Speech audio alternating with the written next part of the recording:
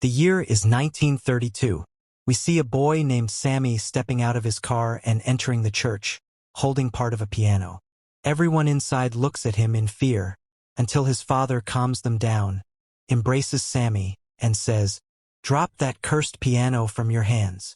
Then he turns to the crowd and declares they must hunt down the sinners. And in his eyes, the sinners are anyone gifted with the ability to create music. But what happened to the boy?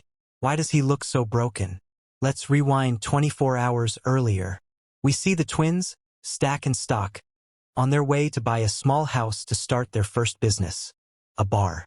They buy it from a white man, and it's clear there's tension between the white folks and the black community. They warn him, "Don't you or your clan buddies come near this place." The man laughs and says, "The clan? They're long gone. But we all know the clan are the ones behind all this trouble." Meanwhile, their cousin Sammy waits for them, dragging his piano behind him. He wants to join them, but his father refuses, telling him, "Go work with the simple folks. Stay here, it's safer for you." But Sammy insists. He hops in the car and rides off with the twins.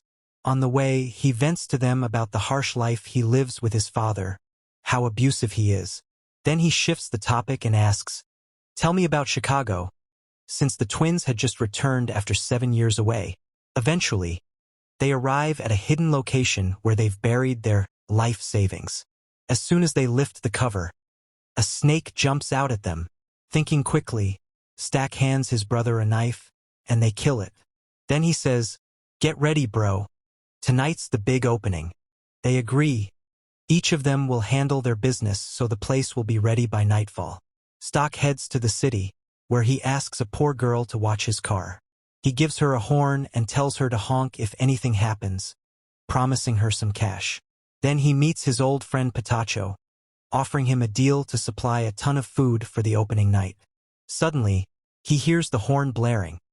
He rushes back and finds a group of guys trying to steal his car. Without hesitation, he pulls his gun and shoots one in the leg. Turns out it's Terry, a known thief, someone Stock already knows.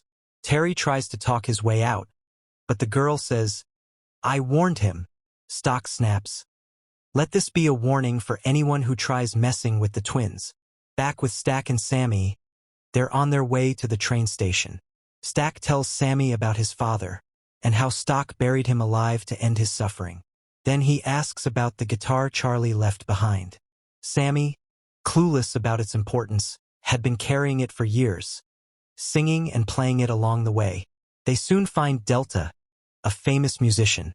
Stack invites him to perform at the opening. Delta says he already has a gig elsewhere, but the moment he sees the cash and the booze, he changes his mind. He starts performing on the street, people gather, and Stack uses the moment to promote the grand opening. Meanwhile, Mary, an old flame of Stack, spots him. Their love story had ended in heartbreak, but the feelings clearly linger. Elsewhere, Sammy meets a singer and invites her to the party, unaware of her true identity. He runs back to Stack and asks about the white lady staring at them. As she walks over, Stack tells Sammy to leave, and he and Mary have a private chat. She asks why he left her. He tells her he did it to protect her from the dark life he leads.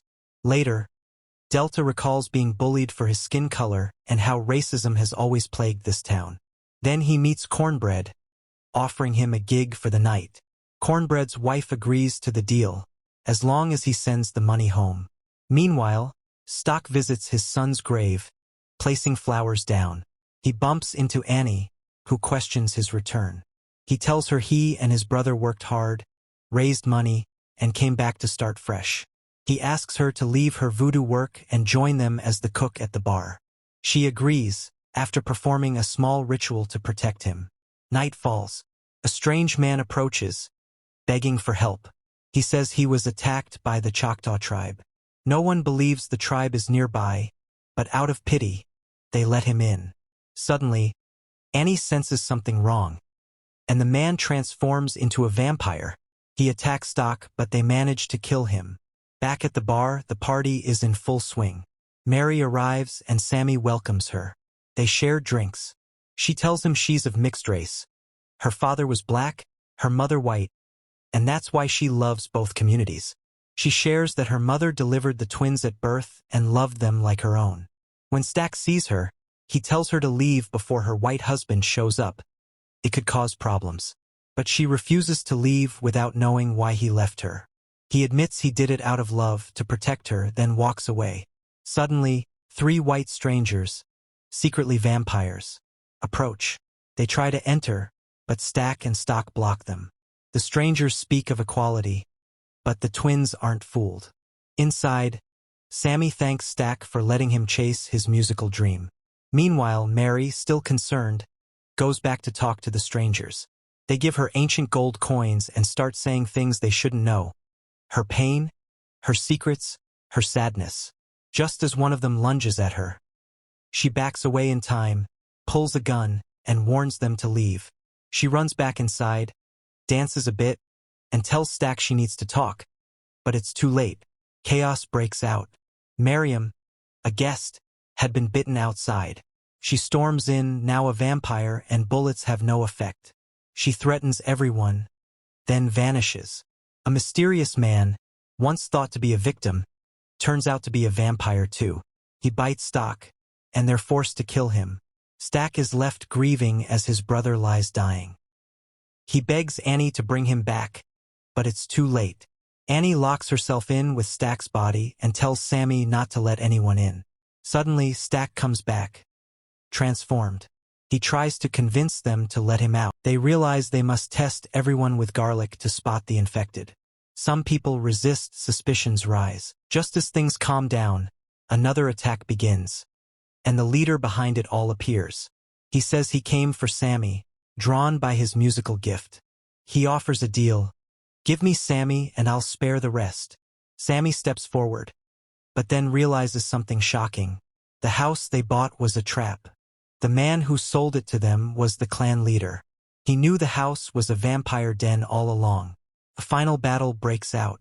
The group fights off the vampires, using garlic, silver, and fire. But Annie is killed. Before she turns, Stack ends her life to free her soul, honoring her last wish. Sammy faces off with the vampire leader. He plays one final, powerful note on the cursed guitar and destroys him. Stock arrives just in time to save Sammy. He tells him, "Go home. Bury that cursed guitar. No more music. No more singing." At first, Sammy resists. He thought the guitar belonged to his idol, Charlie. But Stock reveals it actually belonged to his own father, the source of the curse. Sammy walks off and buries the instrument. In the end, he dies too, because some curses never let you go. And the only one left alive was Sammy, who returned to his father. And that's where the film ends. Don't forget to like the video, my friend, and let me know your thoughts in the comments. See you in the next movie.